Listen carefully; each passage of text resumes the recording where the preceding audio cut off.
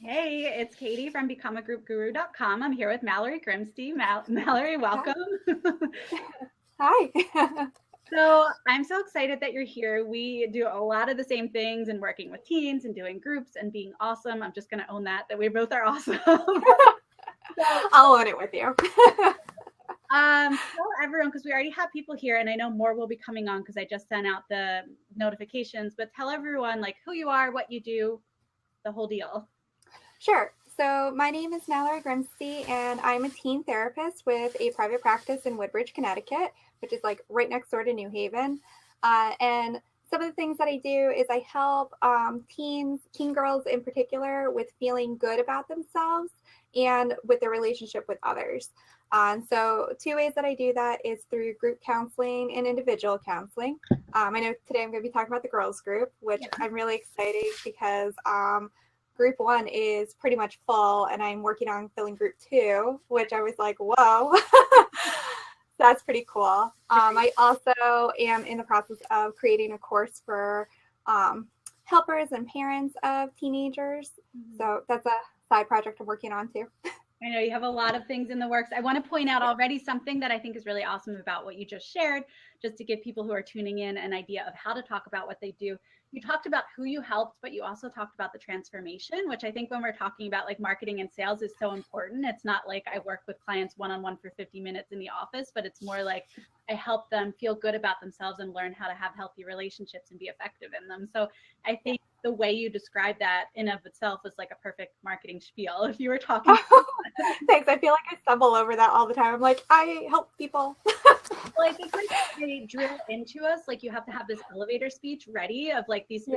things to say, and that feels so unnatural and uncomfortable to me. So focusing on that transformation and the way you said it sounded really natural to me. I like. Oh, thanks. All right, so let's dive in because we are going to talk about the Teen Girls Group. And guys, if you're here, there are 5 here and more. The number is going up. Please ask questions. I know Mallory is a pro and she's ready to answer any questions you have about group. But tell us like basic structure of your group. Is it just starting? Has it been going? Like give us the general overview of group. Yeah, so it's interesting. This is my third time trying to start a girls group. And honestly, so the first time I just tried to like do it on my own, and it like totally like just did not happen. And then the second time I had signed up for your group guru course, and I started doing things, but I think I was getting impatient and wanting to like rush the process, which tends to be my MO. And so I had set a date like 3 weeks after like the course started. I was like, I'm gonna have my group full, and that's totally unrealistic now that I think about it. But at the time, I thought it was totally doable. And then I got like sidetracked, and then I did it the third round, and I did it like week by week, how you dripped out everything, and that was perfect because I don't even think we were done with. Maybe we had just started month 2, like week 5, and I was starting the group, which I wasn't expecting that. Yeah. So it may have seemed like to the outside like it was happening really fast, but it was a process and a learning experience for myself, and learning to be patient, that they will come and not to rush the process. But to answer your question, so it started in April of this year, and it started out smaller than I would have originally have liked to have started. But I think that was my own stuff. So I started with 3. Yeah. The third girl actually joined like 2 days before it started, and she ended up not being a great fit. And I kind of had that inkling already, and I had talked with the parent about that, about, we'll try it out, we'll see how it goes. And I'm glad that I had that conversation ahead of time, because she slept right here on this couch the first group. So you're already nervous, like, are they going to show up? Are they going to come? All 3 came, and then I'm like, oh my gosh, what are they going to think? What are they going to tell their parents? Yeah, but those 2 girls, they've been, in it to win it the whole time. I now have, Monday I had a full group. There was 8, nice. Which is full for me. One of them was graduating, so now I have one more spot open again. Okay. But it's really, really nice how it came together. Yeah. No, that's amazing. And I like the message of like take your time, work the process, and it will feel. I know you, and we're talking to Anya later today. The first time she went through the course, that was her whole thing too. She's like, it's not happening. I'm like, slow down, it'll happen. And now she has several groups that are full too. I find that it's that way with anything, even like my email list. When I wanted to grow it, I was like, I need it to happen tomorrow. How do I do this? But you just keep going and then it grows with anything. So it's just the time and consistency. It's true. Yeah, I ended up having like one new client per month that seemed to work out in terms of the group. And that ended up working out beautifully because the right people came in, and like it was kind of it morphed the structure. When I first started, I like had this idea. I come from working in the IOPs, so I had like that structure in my head. I'm like, we're just gonna like do that in group format, and that didn't really work so well. Yeah. But I have a sheet of paper that we read off at the beginning of group each time, which I thought about getting rid of it. And then when I talked with the girls about getting rid of it, because nobody volunteered to read it, it's kind of like our community meeting where we go around, we say our names, how we're feeling for the day, something that we're grateful for. We go over the group agreements that the girls made themselves. And then, I say, are there any like group issues that we need to talk about? Is there any group agreements that we need to add or change, that sort of thing. And then we get into the actual content of the group. And going through that was such a process in the beginning because like I work with anxious teen girls. So they're not necessarily volunteering to like read out loud or anything. But I'm glad that I stuck with it because now like when I've talked about, should we like get rid of it? Like, do we need to read this? They're like, no, I like it. So I can imagine that it would probably feel pretty grounding for them to know what to expect every time that they come into the room. Yeah. And just have that reminder and be like, okay, there's some structure transitioning into this group. Yeah.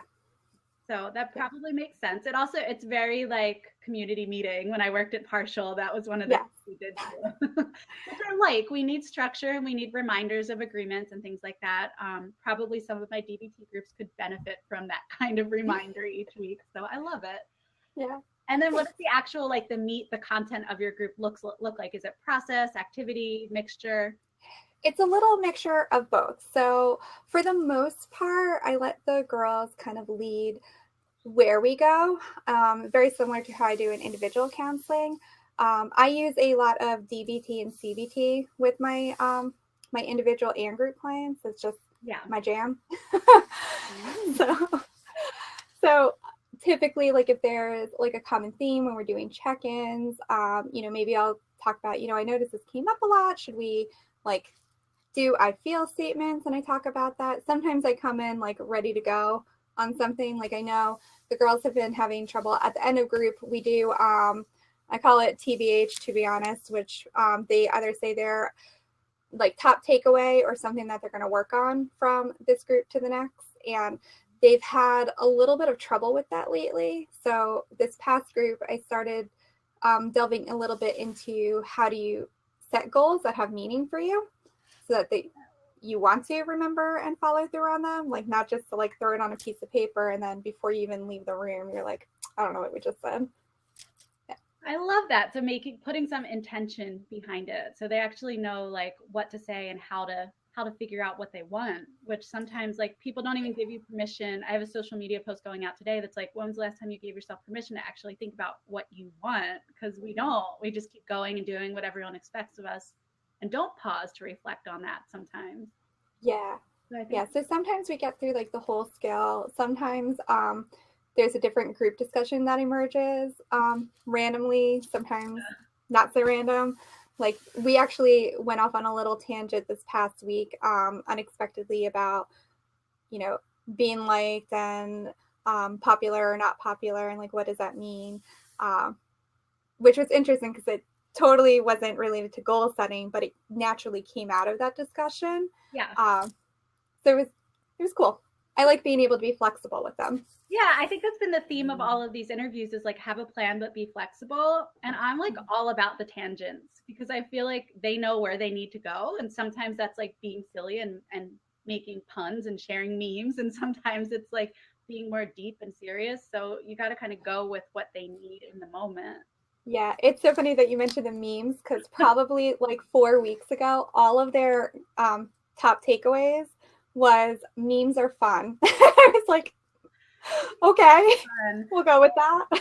And sometimes I feel like the lighting was weird over there. Sometimes I have them share memes, like share a meme of how you feel today, because they need that permission sometimes too.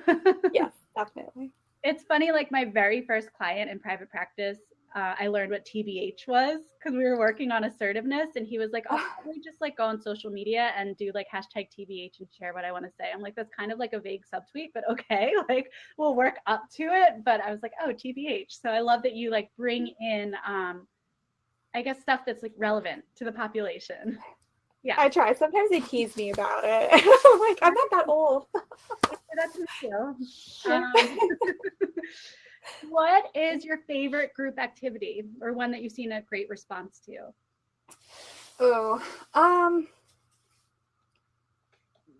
I actually think probably just doing the check-ins in the beginning is probably my favorite part of it, because they all just kind of like share like what's going on, and they're very supportive with each other. Like they'll ask questions. Sometimes, it's really cute that they really care about each other. So like one girl came in not too long ago and was not having a great day, which wasn't typical for her. And so she was kind of like not in the best space. And one of the other girls, when it was her turn to talk, when she had said like, I'm not feeling good, she like quickly like drew like this cute little picture and like gave it to her. And I was like, that's so sweet. I love how responsive they are to each other. Like, and if one person, I don't know if you experience this, like if one of them doesn't show up, they're like, oh, we'll Snapchat her. Where is she? Like they want everyone to feel included and be a part of the process. Yeah. So, yeah. I think one of my favorite moments was when, it was pretty still new. I think I only had like 4 or 5 girls in the group. And one of the girls was like, I don't know if this is okay, but I'm just going to throw it out there. Should we like start a group text? Are you like, well, have different rules? I let them, as long as they know like, no safety concerns within the group chat. Like you got to come to me with that, or screenshot and send it to me right away. So do you have any rules around it, or what are? I tell them they just have to clear it with their parents. Okay, that's the big thing. Yeah. Yeah, and I say anything that we talk about in group or group related, you can't be doing that on the cell phone. Like, what is that device? Yeah. So, and then what age is yours? Is it like all encompassing 13 through 18, or do you tend to hover on one side of the spectrum or the other? Yeah, so I originally was going to focus and have like one girl group that was just middle schoolers and one group that was high schoolers, and it just ended up forming together a mixture of both. Okay. It's interesting because I have as young as 12 and as old as 17, just shy of 18. Yeah. But like where they're at developmental maturity wise and the issues that they're dealing with, they all do like such a nice job of connecting. Perfect. And there was one day that somebody had a birthday, so I had a birthday card for them. Yeah. And they were like, well, how old is everybody? And they all went around the room and they were all shocked because they were like, I thought everybody was my age, even though they were all very different. No, I have a similar experience where like I don't share ages on purpose just because I feel like it creates separation when it doesn't need to. And there will be people that are like, I didn't know you were 14. I thought you were 21. I'm like, you guys, it's a high school teen group. What are you talking about? Yeah. Yeah. We actually just had a lot of interest in like 12 and 13-year-olds coming in. So we're starting another group for that age specifically. Nice. But I love that all of yours work together so well, regardless of where they're at developmentally within those years. Yeah, I think it actually helps a little bit too, because like the girls who are on the older end are able to kind of realize how much mastery they've gained like over the years. They're very many years of life. And like for the younger ones, it gives them like something to like work towards and build towards, which is kind of nice. Absolutely. So you are an incredible marketer. Oh, thank you. Amazing videos. And so I want people to benefit from your inspiration as well. Can you share what like your top tip in marketing groups, what's worked well for you? In terms of videos or in marketing in general? Yeah, what you've seen has worked well. I just like your videos. Yeah. I actually think it's probably the videos, to tell Yeah. you the truth. I'm trying to, right now, I've kind of taken a break from doing as many live videos as I had been over the summer because I'm trying to do more like batching and making more of a cohesive thing instead of like week by week, like we're going to talk about this week. Yeah. So I'm working on that right now. But I think one of the best things that helped me was I followed this script guide from Cupola Media. I don't know if anybody's familiar with them. I've like seen them around, and Cared about them too. yeah, they have a really great, if you sign up for their email list, and I use them to help edit my videos because I just get overwhelmed. Hmm? Sorry, I interrupted you. Is there a website I can type in so people can check it out? I think it's just cupolamediacom. Okay. If you like Google it, it should pop right up. Okay. But they're super super nice, and they have a free e-guide, which I didn't know until I started working with them, that literally walks you through like how you should format your videos. And it like it kind of like is how we talk about like goal setting for our kids or our clients, like what do you envision, like what are you feeling, that sort of thing, and then like move from there. And they talk a lot about talking about, like you had said, the transformation. So I must have started internalizing that, so that's good. Yeah, I think that's been helpful. And I always try to keep in mind as well, I'm still working on this, but I listen to a lot of the Story Brand podcasts, which really, really helps. And one of the key things that they constantly talk about is like, you are not the hero. Your client or your whoever your customers are the heroes. Yeah. You are the guide. Make them the hero. They're the focus. Like, you are Yoda. They are Luke Skywalker. Well, yeah, which is so different than a lot of like online marketers teach marketing, where the story is your story, right? Mm-hmm. But you're telling their story when you're doing marketing because you want to give them the transformation. It's not as much about you. Yes. Yeah, and I think actually you've been really helpful with that as well, because I always get stuck on like confidentiality. Like, I can't share my kids' stories, but I think in the course, the creation course thing that you did, you had talked about using your experience like as a therapist through the journey and like seeing that transformation. And it was just like a light bulb moment for me. I was like, oh yeah. Yeah, so there are lots of ways to share about that transformation. And just a simple one that I do, like when I'm talking about a new group, is like, I've seen kids stop sending nudes and stop smoking and start supporting each other and come to parents instead of self-harm. And like, you can generally talk about those gains and that transformation without outing any one client's experience. Yes. Yeah. Yeah. So tell us then, bringing it back to group and facilitating group, like what's your top tip for facilitating group? For those of us that are working with teens, what would you share? I think have some sort of structure, like have some sort of like opening transition and closing transition. So it's not kind of like, oh, time's up, and making sure, I always screen my parents on the phone and make sure that it's a good fit, that they have all like the logistics questions answered out of the way for that thing. And then meeting the kid face to face, because I think it helps them like have somebody that they recognize when they come in group. So it's not as scary, like walking into this group of like 7 chatty girls and then like, oh, okay, I know her. Right. It gives them something to, again, to like feel tethered and grounded, that there's a level of trust and a foundation with the therapist already. And Yeah, for those of you who are watching and interested, I talk about my phone intake script, my in-person screening script, and all of the rest of the process leading up to group itself in my 6 CE credit and group activity course, if you want to click the green button and check that out. And Mallory, I think you got a lot of that information in the group marketing course as well, but it sounds like you already have your own process.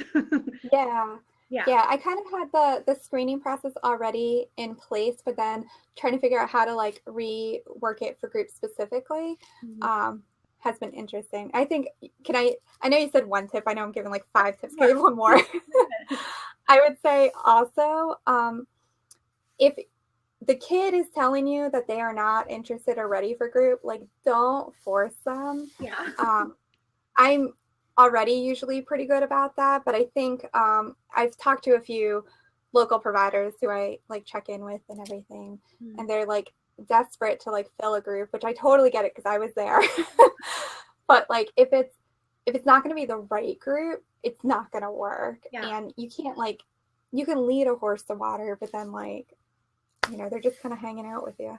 Well, it disrupts the group dynamic. Like if they don't want to be in group, it's going to be a buzzkill in group. And like I want my groups to run well and I want people to want to be there. So like I always share examples of how committed people are to my groups. Like if parent has lost a job, they've offered to get a part-time job to pay for group, or like, you know, they wake parents up from a nap and say, hurry up, we have 10 minutes until group. Like they really want to be there. And so I don't want anyone in group who doesn't really want to be there. I worked in a partial hospital. I know what that's like. And I know what those groups look like. I want my group to be like a safe place where people want to come. Yeah, definitely. Yeah. All right. Well, it's been awesome talking to you. I know it's not the last time you and I will talk that we'll stay connected, but thank you. Anybody questions for Mallory? We wrap up. I have Letitia, Josephine, okay, Connie, Carolina, Kristen, but people here with us. So if you have questions for Mallory, you know where to find her in our group at yourgroupguru.com. Guys, check out the CE course if you're interested. This video will also be up live on my website, so I will share it with everyone in an email. Mallory, thank you again. Have an awesome day. Thanks, you too. We'll talk soon. Bye.